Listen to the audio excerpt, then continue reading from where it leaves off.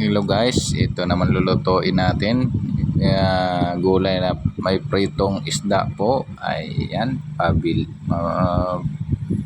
mas masarap po ito guys. Pang mabilisan na luto po pero sobrang yummy guys. Ayan, igisahin muna natin yung garlic. Ayan, onion.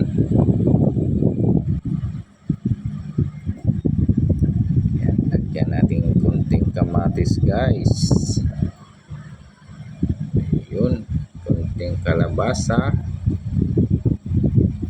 At ilagay natin ang coconut milk. Takpan muna natin at pakuluan ng konti. At ilagay natin yung talong. At halo-haluin.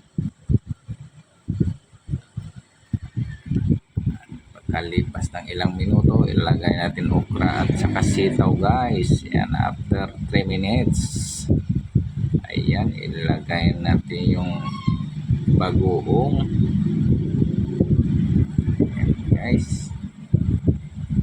Yummy yan guys.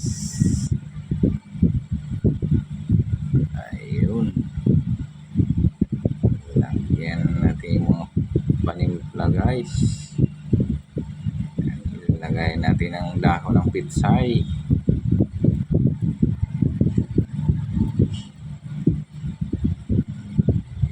Ilagay natin yung prito na isda guys, tilapia po.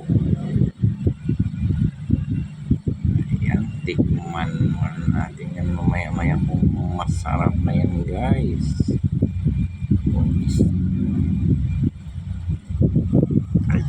Ayan guys, luto na po yan. Tara po, kainan na guys. Let's go, pakisupport naman sa channel po natin guys, YouTube TV po. Thank you for watching.